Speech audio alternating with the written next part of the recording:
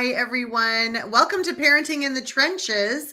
Today, as we talk about challenging our parenting beliefs, I am Dr. Tanya Farron here with my partner, Dr. Q. You go ahead and introduce yourself.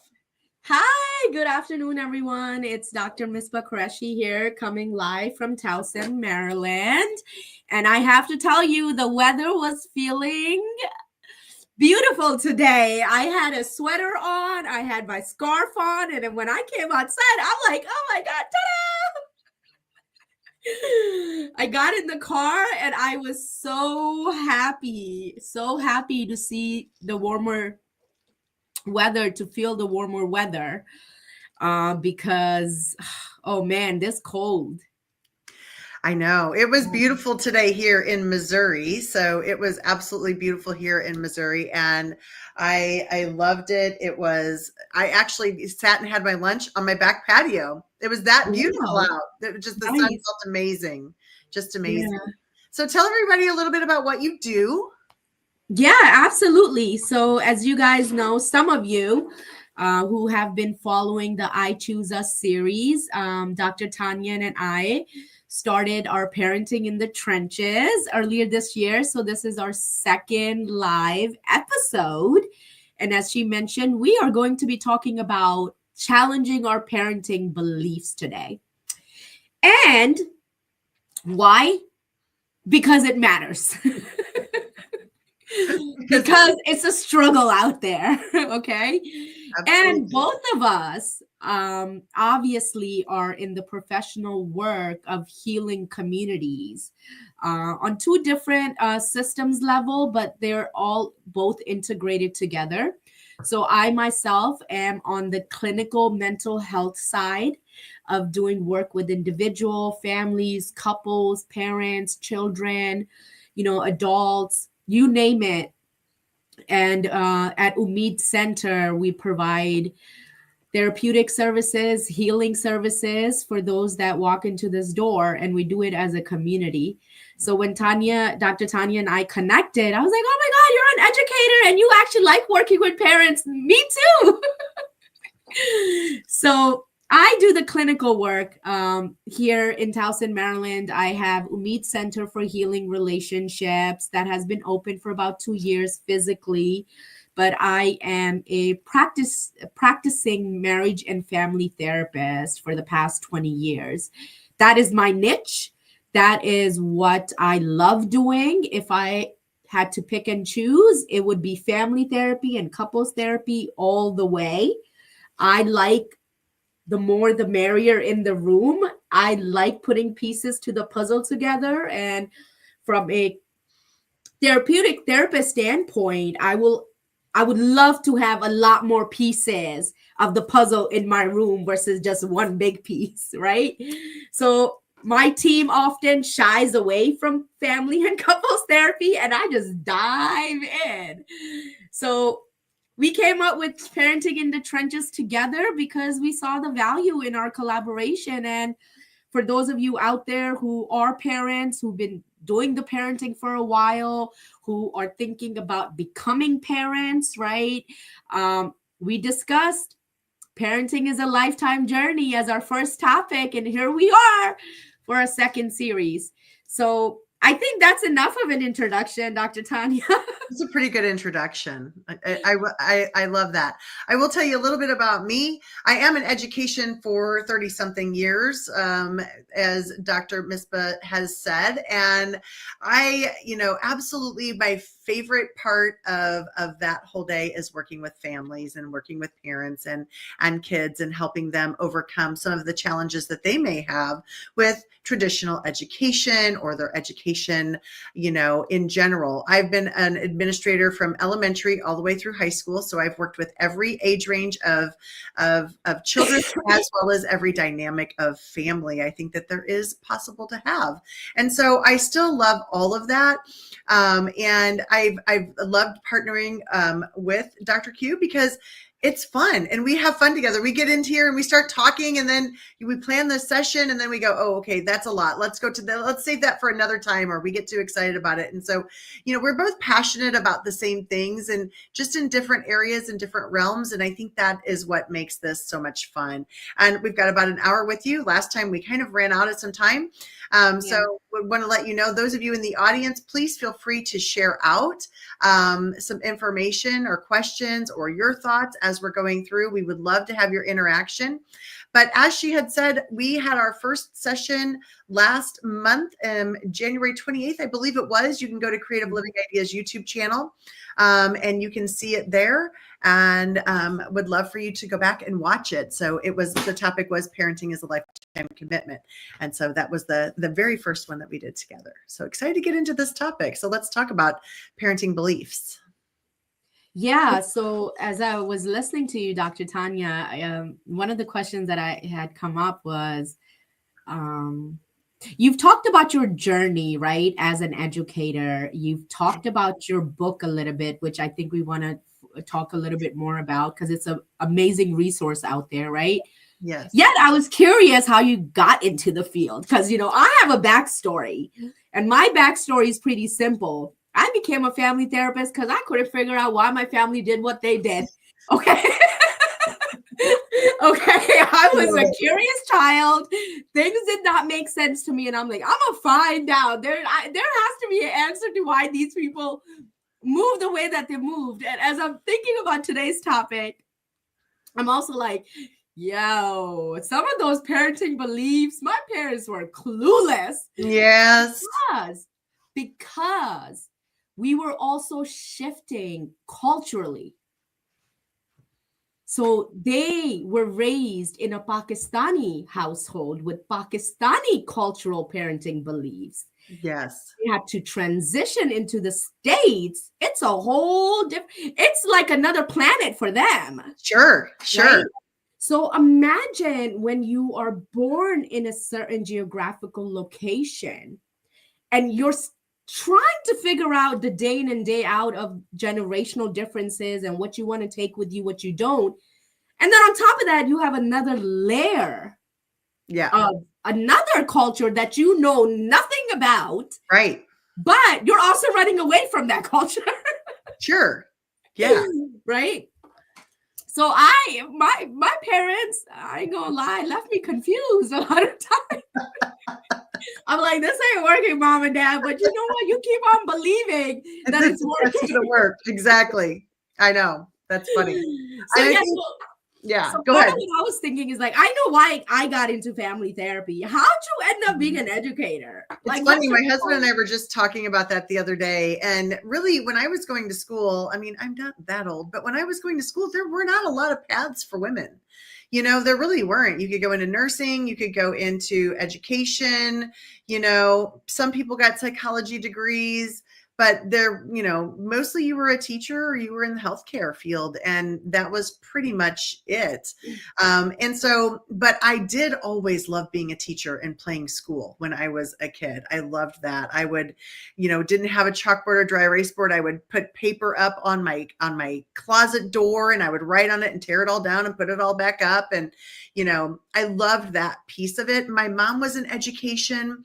She always wanted to be a teacher. She went into classes, but that she was an at-home mom. And, it just wasn't the time when a lot of women got degrees back then. And so, she loved it. She's a natural teacher. I've always said that. And she edited my book. And I'm telling you that every time she was going through my book, she was writing, "You're your child's first teacher. You are your child's first teacher." Like, she just kept reiterating that. And, she has always said, she'll say things like, "I learned how to become a better parent by shadowing you when you were being a teacher, by watching the other teachers in your building, she was a teacher's aide growing up." So, she said, I feel like I became a better parent once you were an adult watching everything like that.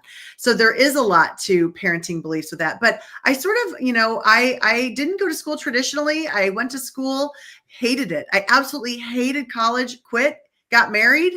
and then went back to school and absolutely loved it and knew I was ready to go then. And my husband and I talked about that. I said, I think, you just get to a point where you're finally just ready to receive it. And I started going into education and I loved it. And then I started going into administration and I loved it even more. But one of the things that I loved the most about education were the kids who were, struggling, who were having family challenges, who were having academic challenges, social, emotional challenges. I was always drawn to those kids. I enjoyed talking to them.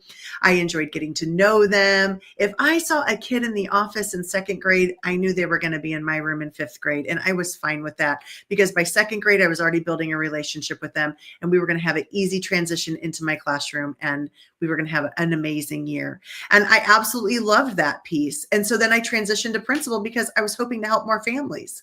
So then I was writing my book because I kept telling parents the same things, the same successful strategies to start utilizing at home. And again, I always say that my book is the tip of the iceberg. It is the springboard for conversation, get you started talking about it. So yeah, that's kind of how I kind of fell into that. And I don't think that there's such thing as perfect parenting. My book is called A Parent's Manual. But it's just like anything else. It's a manual, but we're still going to have to troubleshoot some things. You're still going to have to figure it out. It's not every detail go from here to here to here to here. It's not a diagram, but it's to get you talking. It's to get you thinking. And I love that. Yeah. Well, we've got some amazing people already in the audience. So thank you, Jackie, for joining us. Thank you, Christy, for being here. Dr. Gwendolyn, I love this. This gal, she's amazing. And she's just all about education. So thank you so much for, the work that you do in education. She's hot on TikTok. So if you're on TikTok, check out Dr. Gwendolyn Levert. All right. Muhammad, thank you for joining us. And Nick, hey, thanks for being here. Appreciate you. Yeah, it's so good to see all these beautiful people joining us for this very important topic, right? So, and again, Dr. Tanya, I just realized, and I knew this, but I just put it together. 3 of my aunts are actually teachers back home. Oh, really? Yeah, 2 of them are deceased. May their soul rest in peace. My 2 other aunts, my father's sisters, they're actually teachers. So I also come from a generation of women educators in Pakistan. Yeah. And in that generation, oh my God, that was a huge thing because that's like 1 generation above me, even 2 to some extent. So they say that being an educator, as an adult, right? As a human, each and every one of us is a teacher, is an educator, right? Mm-hmm. So even when you look at parenting and children relationships, your parents are your first teachers. They are. And then think about the role that older siblings have, right? Yes. The younger siblings look up to you. They want to be like you, even if you have no style, okay? Your younger sibling wants to be like you. You'll never be as old as that oldest sibling, and you're always striving to be it. I was the youngest, so I get it. Yeah, see, so you're the one you're leading the show, and we're like looking to you, like, now what? What do we do next? Yeah, so each one of us has a teacher and educator in us, right? Which is why it's even more important for us to be moving mindfully and intentionally, because there are people looking at us as role models, right? Mm-hmm. So what makes things a little bit complicated is when we have to live in a world where there is pain and there's wounds.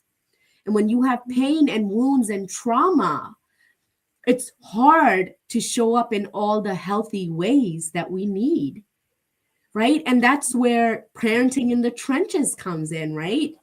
It's tough work in the trenches. It is. Right? It is.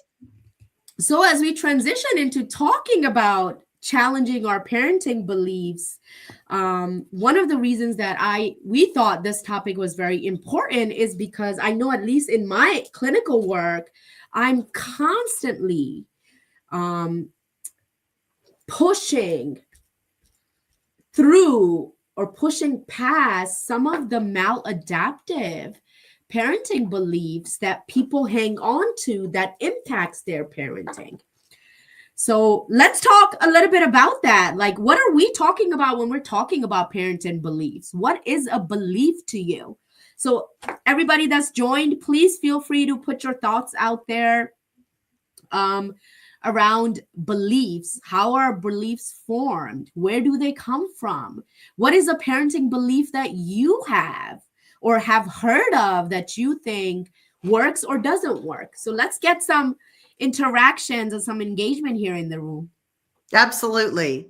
Yeah. So drop in some of the things that you think are a parenting belief for us to go through, and we'll tell you some of the things that we have been talking about a little bit, kind of on the side, about some different parenting beliefs, like things like parents are never wrong; they're always right.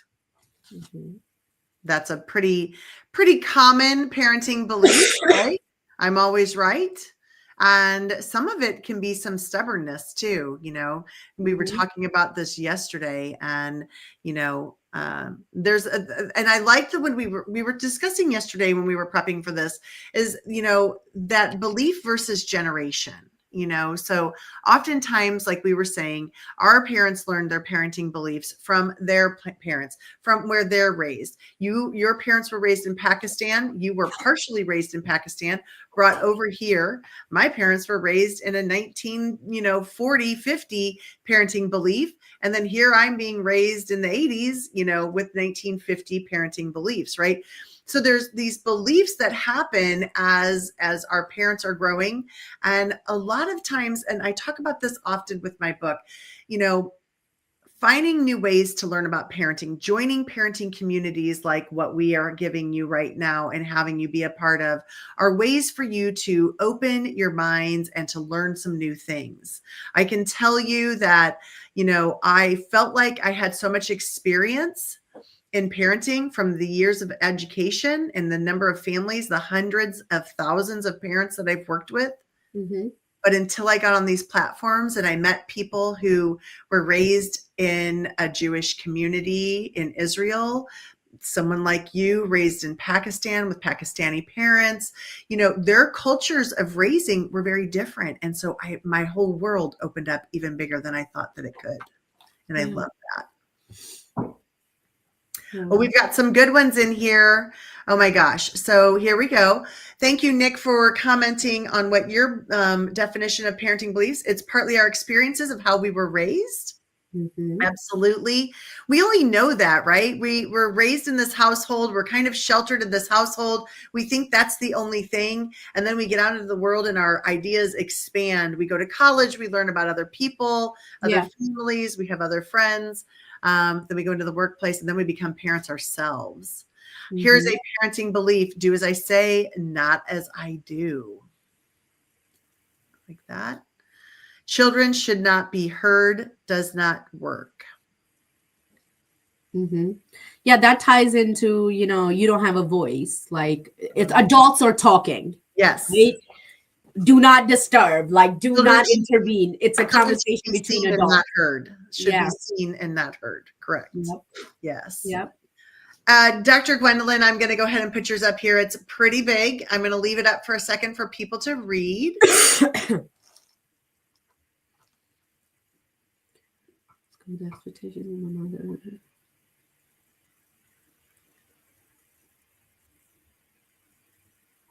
Amazing.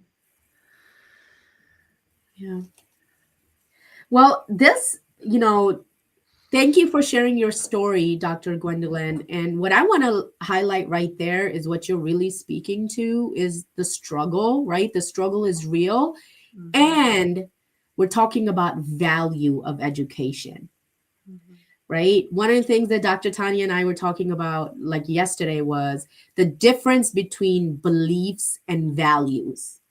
a lot of time people use those two words interchangeably, because we were even like, wait, that kind of sounds like a value. I was like, but no, it's really it's a belief, right? No, but Yeah. beliefs are our value. But Right. there is a clear distinction between belief and value, right? And for me, when I unpacked it and kind of like did a deep dive in understanding it, to me, beliefs can change over time as your perspective in life changes, as you evolve, as you gain knowledge. Yes, I was going to say your experience. Once you start gaining experiences, just like I said, I had all this experience of working with so many different families and family dynamics. And then I started coming out into this global world, talking to parents, starting out on Clubhouse, having conversations, hosting parenting rooms.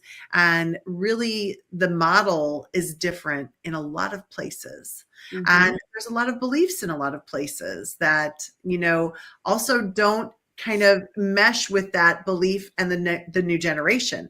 It's not working very well, which is why we're seeing a lot of conflict with that oftentimes. Gwendolyn adds a little bit more about economics have changed parenting beliefs. And thank you, Nicole, for sharing this. Culture plays a big part. She got the pot spoons. I understand. Yeah, we can also talk about the concept of parentification, but that's probably going to be another episode. The oldest child who is parentified. Yeah. I think so too. So some of the other ones that we had talked about were, don't talk back to your parents.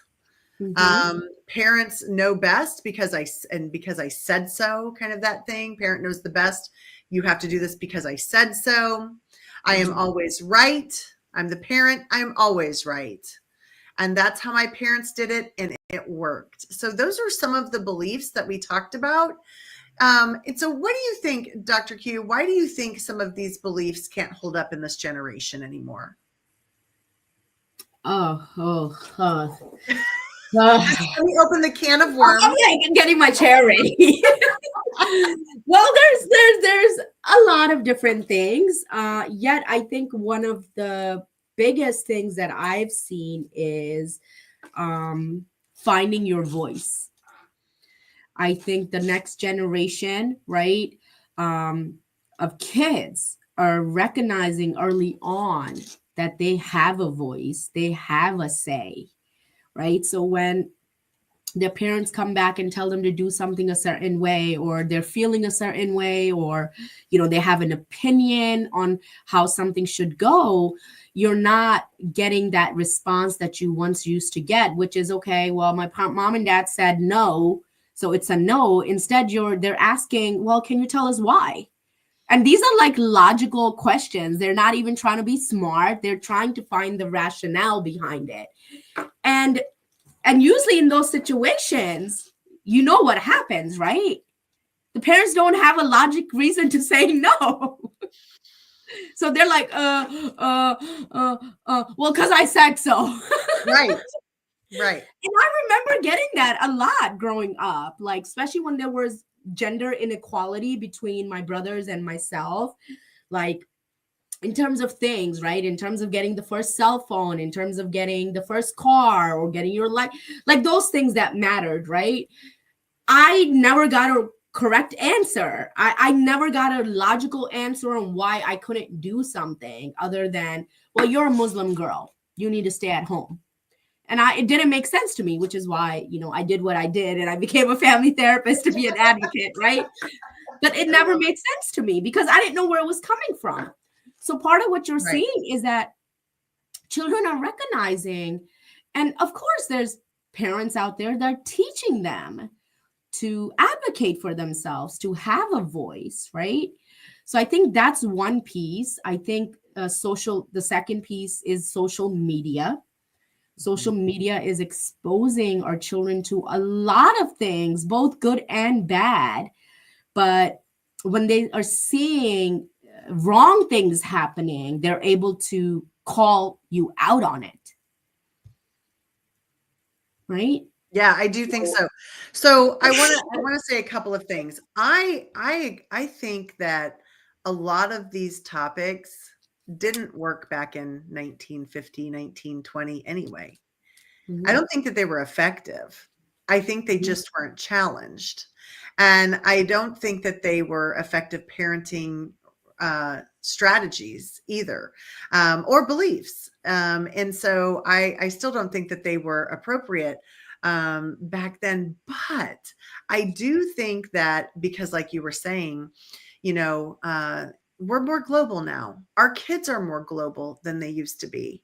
And so they're learning more things and they're being open to the world a lot earlier. Now, mhm. with that being said, I don't think that, the phrase don't talk back to your parents. I think there's a politeness, right, that we have to teach our kids that if you want to have a voice, there's a certain way maybe to come back and to share what you want or a route to do that. But that all frames in this box of parenting, right? It is an action that we have to always do with our kids is take Yeah. the time to teach them. Mhm, And so part of parenting means giving your kids that opportunity to come back with a statement and to share, why they feel the way about something. Doesn't mean you're always going to give it to them. That doesn't mean they're always going to quote win or whatever, however you look at it as a competition, but teaching them how to have a voice appropriately is okay mhm. to do. It wasn't a long time ago, and it still isn't in some cultures, in some households. Yeah. Yeah, I mean, there's definitely a power dynamic there, right? So when we're looking at Yes. parent-child relationship, there's a hierarchy there, rightfully so, right? And your book talks about that too, Dr. Tanya. You're Yes. not friends with your kids. No, you're You not. should be friendly, Yes. right? You should have spent time with them where they can be comfortable with you. They can show up authentically, but you are not your kid's friend. Right. And when we see those dynamics, then they never work out because No, they do not.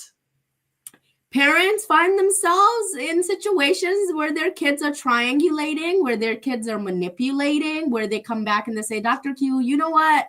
I told them a little too much because they're throwing it in my face now. They'd be like, well, you did this too. I'm like, well, you shouldn't be telling them what you were doing in your teenage adolescent years anyway. That's what you get. Because now you're going to be like, yeah, Mom, how you going to tell me I can't smoke a joint? You were doing it. That's right. That's right. Right? So, but here's the thing, right? Like when you unpack all of this, there's no ill intention there, right? The intention is to have a closer relationship with your child because at some shape, form, and time of your life, you weren't able to connect with your parent. Maybe your parent was the total opposite. Maybe you didn't have that relationship here, so you went like left field extreme. Mm-hmm. Maybe you were yearning for that relationship with your parent, right? So you're trying to create that bond, yet there's no balance.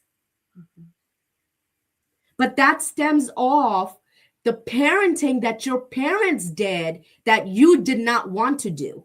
That's right. You didn't like it as a kid. That's why I'm saying it was not effective in 1950 and 1920 when those words were said. You still didn't like them when you were growing up, yet you still are bestowing that on your kids. Now, you can still tell your kids no. And I really should have written a chapter. I have another book coming at some point in time, but it's okay to tell your kids no.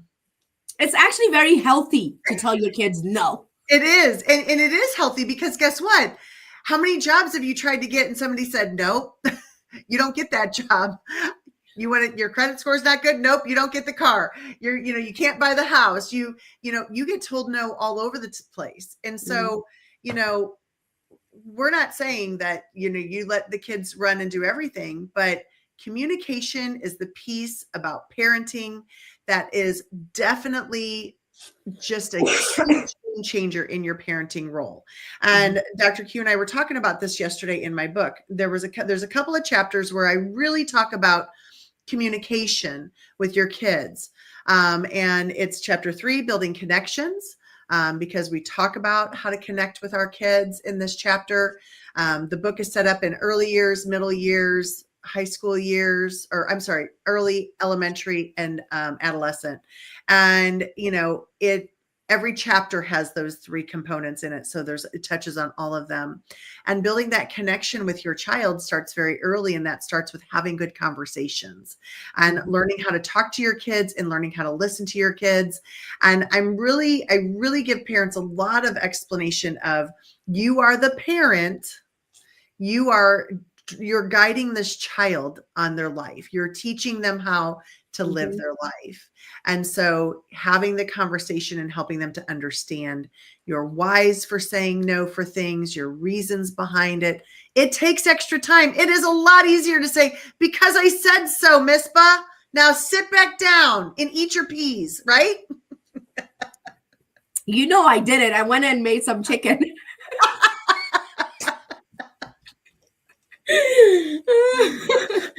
But you're absolutely right. I think, of course, communication is the way to connect, right? Mm-hmm. And I think that most of us usually know when we're pushing for something that we firmly believe in, or we're pushing just for power and control to make a statement, right? Okay, and when we get caught up in this that, is where Dr. Q comes in. This is definitely her lane, because here's the thing. I'm thinking, when you said that, at that moment, I can have a great conversation with a set of parents about open communication, telling their kids no, instead of just saying, don't talk back, I'm always right, get in the car, my way or the highway, kind of a thing. I can tell them all of this. But until they really get a bird's eye view in, or a laser focused view in of their relationship together as a parent or individually, if they're power hungry or they are in power struggles, that's where she's going to be able to identify that faster than I will. Mm-hmm. Right? Yeah, absolutely. I think that's where the trauma work comes in as well too, right? So one of the things when we were talking about parenting in the trenches, right? We can't have this conversation without talking about generational trauma. We just can't. Each and every one of us has experienced generational trauma, not only on an individual level, a family level, but also community level, on a social level, global level, political level, right? And those things impact us. So whenever I have a parent in front of me that comes in and the child is complaining about, like, oh my God, they don't let me do anything, I'm so over it. When you get to the deep core of that, those behaviors are driven by fear and loss of their child. Mm-hmm. They're always driven by safety. They are. How do you keep them safe? Whether it's their own trauma around sexual violence, whether it's, again, it's dealing with racism, classism, anything, right? Any social location, right? There's a lot of hate crimes that happen out here. But kids don't understand that until you explain it to them. Like, son, you cannot stay past 10 p.m. and that's pushing it. Mm-hmm. Because of A, B, and C reasons. Right. Instead, the conversation is like, well, I told you can't stay past 10 p.m. Right. They're not going to be able to connect that unless you actually sit down and explain to them what those fears are. And the communication is huge. And that is definitely something that is talked in my book about making connections with your kids, because it's important for you to make those connections early on in your child's life. Can you make them at 17 years old? Maybe you haven't had good connections with your kids. Can you start then? You can. It's easier to do it from birth on, to be talking to your kids and taking time to explain things to them, because you are absolutely correct. Most of parents' decisions, when they become angry, they get upset and they're mad or they're yelling and they lose their temper, it is because they are worried about the repercussions. There are consequences greater than what the child can even understand it being, and the consequences doesn't always have to be surrounding completely around the child. I've seen a lot of parents, when I was brick and mortar, parents that had to come up every day, every week to help with their child who was maybe having some behavioral issues. Those parents, they're at risk of losing their jobs.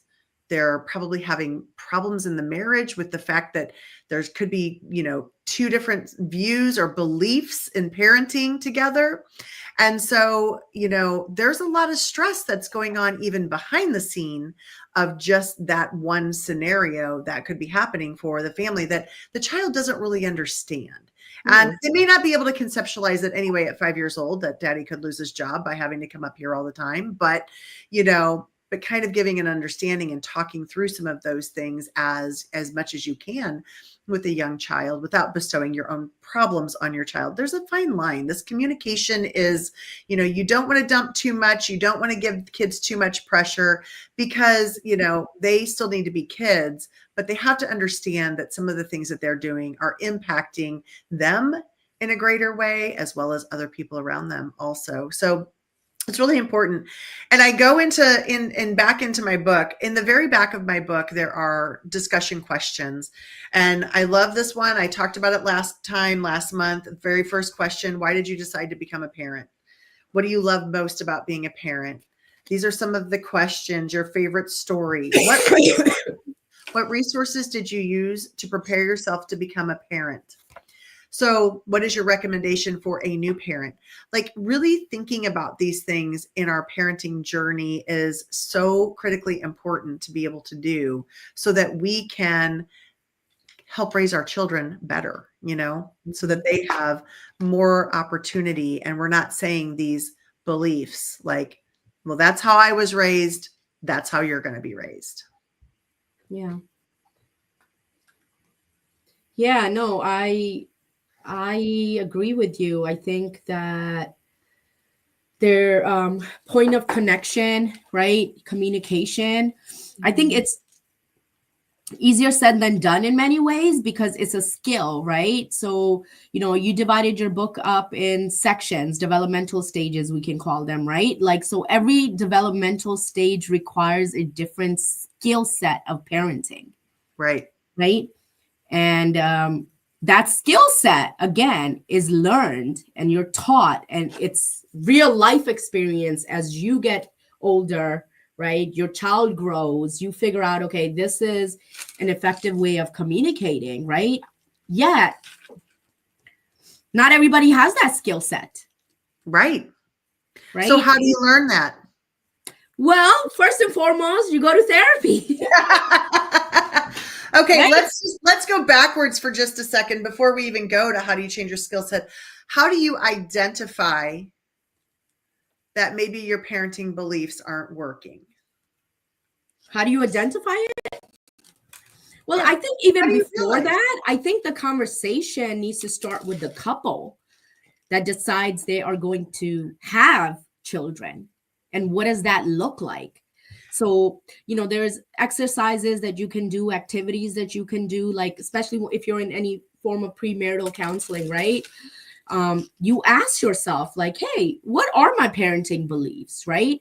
What are the forms of discipline that were used on me, right? How was I disciplined, and which method of discipline do I agree with or disagree with, right? How are we going to reward our kids?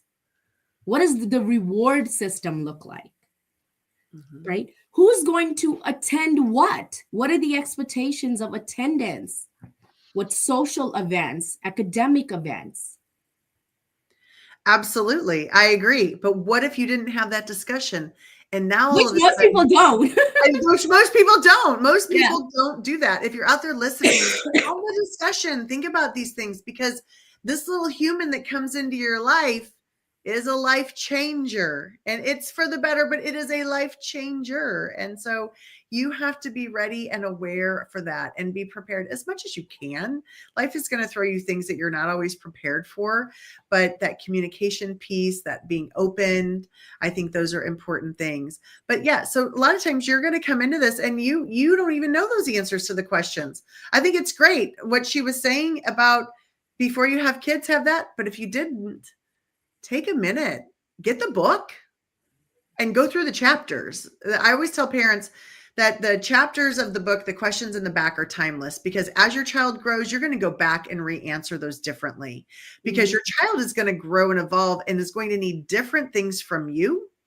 They may need more, they may need less. And so going back into that is really important. But if they don't know, take a minute and do some reflecting, thinking about what do I need to do different?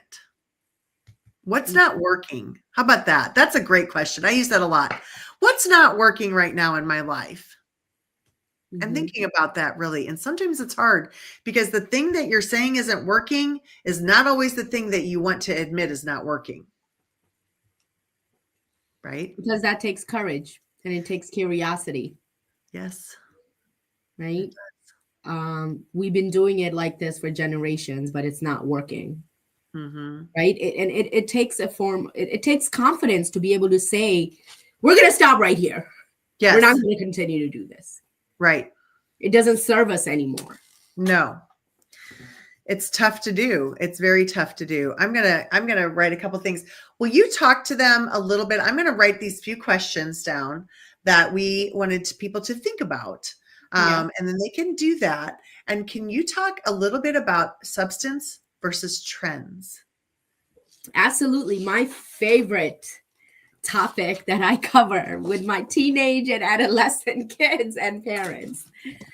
All right, guys. So one of the things that I have come to understand, right, through my professional background in working with families is, and I see this consistently in different cultures, right? There's different forms of it. So a lot of times you have parents come in and we are not necessarily seeing eye to eye on the generational gaps that are taking place between the generations, right? And we all know every generation has a gap, right? So if you talk to your parents, I'm pretty sure your parents will be like, these were the things my parents didn't like, right? And then when you talk to your kids, they'll say the same thing. These are the things that my parents didn't like. There's always a generation gap because society evolves and grows. For some for the better, some for the worse, right? So oftentimes with the families that I work with, one of the biggest complaints is things around the teenage adolescent culture that causes problems. So right now, things that come up in the therapy session is social media. OMG. It's always social media. It's always about that phone. It's always about that screen time. It's always about like they're on it. It's TikToks, Instagram. I don't even know. Like, how do you even have a boyfriend or a girlfriend that you've never met? Right? They never leave their room. They're always gaming, right? It's always issues. These are generational gaps, right? Because we don't remember that. I remember playing kickball. I remember playing freeze tag, right? Yeah. I remember going out to camp after school or in the summer. Nowadays, people are just kids are doing things differently. So a lot of times that is what I call the content, right? It's the content of things, and the content can change. Right? But those are also the challenges and the issues that we don't want to focus on because those are trends and trends change. So when we look at parenting, right, and things are coming up in your parenting dynamic that are causing some form of discourse, ask yourself, am I putting too much emotional energy into a trend that will fade. Mm-hmm. Am I saying no or not allowing my child to move in a certain way because of a trend, whether it's clothing, whether it's food, whether it's music, dancing, language, social activities, Mm-hmm. tattooing, piercings, right? Yeah. Those are all trends, and every trend has something different, right? Every culture has different trends, right? So like I'll tell you, like for me, it's a little complicated because I am Muslim, right? So one of the things that that would become an issue is like I couldn't wear sleeveless shirts. Did I wear them? Yeah, absolutely. Are there Pakistani Muslim women that wear sleeveless shirts? Yes, but my parents, we would always have a fight about it. I'm like, why can't I wear sleeveless shirts in America? Please tell me. There are women wearing sleeveless shirts in Pakistan. Nobody's gonna look at my arm, Mom. Seriously. But we would legit have fights over it. I would be so frustrated. But that is a trend, right? Like it's a clothing. It's right. You can change it up, right? And as I got older, I realized that we were just in different places. And if I visited my parents, I had to be respectful of their value. Mm-hmm. So in saying this, when you're thinking about parenting, right, think about making a decision or going and communicating in a way or setting some boundary. Ask yourself, is this a trend, or is it's something of substance and of value? Mm-hmm. And if the answer is it's a trend, then you probably don't need to spend that much emotional energy on it. But if it's something of value and of substance, that's where you set your grounding. So, for example, what would be a value? Mm-hmm. And a value would be education. Mm-hmm. So when your kid comes home with bad grades or they're not doing what they're supposed to do and you have to provide consequences, that is a value. That's not a trend. Mm-hmm. That's where you can put your foot down and be like, you are not going out to this party because you need to bring up your grades. Mm-hmm. Yes, I agree. I love that. I've never really framed it like that. I think that is a great way to frame it. Again, I always go to the communication side. You want to color your hair purple, the whole head, right? This was, my daughter wanted this. And I said, I want to explain to you before we make this decision, what that entails for your whole head of black hair. I wanted her to understand that this is a process that was going to, really take a few steps and take some steps to get back to another color that she wanted it to be.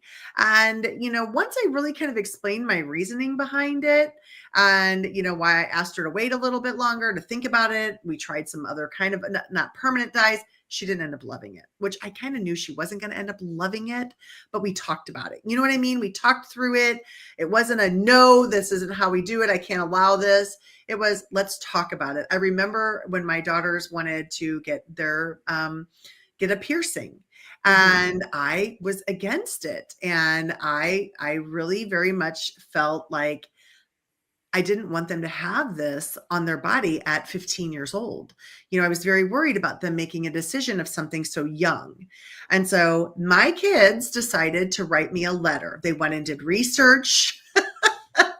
They went and did research. They wrote an essay. They had it all organized. They showed up like the kids of an educator. I mean, they did, right? They just said, well, I'm going to just keep going at her until she lets me do it. And I forget what age I let them do it. I don't know if it was 16 or whatever, but, and it was a trend. One of them still has it. One of them doesn't, and they have other peers. I mean, it was a trend, but in the moment, and this is what I want to express for parents to this, in the moment, parents, this is hard sometimes. It is hard to change your belief or to, think that your beautiful child wants to have a tattoo sleeve up their arm. And you're like, but you were my baby, right? This is where parents' hearts come in. Like, but you were my baby and you were this or you were that. And, your body's our temple. Right, exactly. And so those things are hard sometimes. And so, thinking about how is the best way to react, how do you have the conversation, how can you talk about those types of things? Like there's so many pieces like that because these things are going to come up. And that's what I'm saying. We talked about ways that you can be prepared to be a parent and plan for all of this and that, but things are going to pop up that are trends that you're not even going to be ready to receive. You're not going to know anything about it, And then how do you handle that? Do you react and go right back to your belief because it's safe and it's what you know? Or do you open your mind and you ask some questions and you have a conversation, you talk through it with your kids, you build that relationship with them. There's, just a lot of steps that it takes, and it takes time. You're not going to be able to build this relationship with your kids all of a sudden. It takes years. It takes practice. It takes trial and error. It takes therapy, I mean, I'm an educator. I'm definitely not saying I'm perfect. I've been to therapy. My children have been to therapy for many years. It's a great place to go. It's a wonderful place to go and really learn about yourself, to learn other tools, to learn other strategies, and I had a belief that I had to be everything as a mom. And I remember going to therapy, and I don't know if I wrote this in my book or not, but I remember having a lot of stress about getting to work and getting to work on time. I was a lead teacher at the time. I had a lot of responsibility. I had to get my kids to school, one to daycare, be out the door by 7:30 a.m. That's a lot. And probably we had the dog and I had the husband gone, like there was a lot happening by 7:30 a.m. And I remember telling my therapist, I can't get them breakfast because guess what? A good mom makes sure their kids have breakfast out the door, right? That was my belief, right? My mom didn't work full time. And so I always had a nice breakfast before I left for school. So I should do that. And she said, what would happen if your kids didn't get breakfast out the door? And I was like, well, I guess they could eat at school. Yeah, breakfast at school, Tanya. And I said, and she goes, what if they didn't get breakfast at school? I said, she goes, they'd get lunch. I'm like, yeah. She's like, can they just get a granola bar on the way out the door if they want it? I'm like, yeah, good idea. But I mean, that's just as simple as a parenting belief that can really harbor inside of you. And here I am an educator at this time of 15 years, and I'm still, learning about how to be a parent. Mm-hmm. So that is a great example of your day-to-day nuances around parenting, right? But also how our beliefs are so intertwined with the social messages we get, which defines what a good mom is and a bad mom. We do not have time for this conversation. You are so right. It is so true. Right? Like, yes. Like the reality is, yeah, okay, so if your kids don't get breakfast, are you going to be a bad mom? But you internalize that there was something about that message where that became your belief until your therapist challenged you. Until she said, you're okay, Tanya, you're doing a pretty good job. They're going to be all right. Right.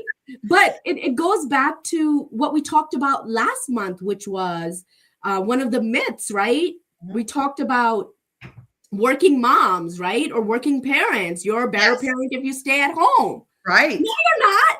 No. Right. No, you're not. So, exactly. But these are the ways that our parenting beliefs or any form of beliefs are formed by seeing, right? By societal messages, family messages, gender dynamics, right? Especially when it comes to parenting, right? Parenting is, again, a lifetime commitment. It is not just a degree that you go on for 4 years. No. It is a lifetime commitment. It is. It really, really is. And it continues on for many years. So we have a couple of questions. Let's leave you with a couple of these. And, we talked about this one a little bit. What is a parenting belief that you had to grow in? Maybe that you lived with. So thinking about that. So as you're wrapping this up today, these are some things that maybe you could put in a notebook. What is a parenting belief that you had to grow in? Another one no, go ahead. Just give an example of Please. that. Yes. And I want to do that because I want to honor my parents as parents who are no longer with us. So as I look at their growth process, and this is a belief that I know people have heard before in different cultures, parents don't apologize. We did talk. And they know dead wrong they did something wrong. They don't apologize. You're just supposed to be like, they're sorry, they made you food and they bought you some clothes. That's their apology, right? Right. But that was an area of growth for my parents, especially my father. And I was so proud of him. Oh, that's neat. For apologizing for some of the things, the traumas that we had experienced, and just kind of dismantling patriarchy and moving in a certain way when I was younger. Mm-hmm. And they would say sorry and they would say, I love you. Those two pieces are huge. I mean, they really are. They're really huge to say those things. Kids want to hear them every day. And I shared a story last time as well about being a 50-year-old being told I love you by my mom and how impactful that is. And it's impactful to anybody that we talk to. And, give the time and attention that it takes, say, I love you, and tell them why you love them. And as well as saying, I'm sorry. Parents, it's okay. We are going to make a mistake. I have made my fair share of them. And please know that in my book, this is not the Tanya is the queen of the parenting. This is Tanya's successes and failures in here as parents, of the mistakes that I made and the things that were hard for me, the things that went well for me, and sharing out, hopefully you learn from some of those things to make your experience better. And so, saying that you're sorry is important to do to your kids because we do make mistakes and that's okay. Absolutely. And it's role modeling. It is. It really is. You're teaching your kids. Again, you are there. If they don't hear you say you're sorry, they're not going to be able to turn around and tell somebody else that they're sorry. Yeah.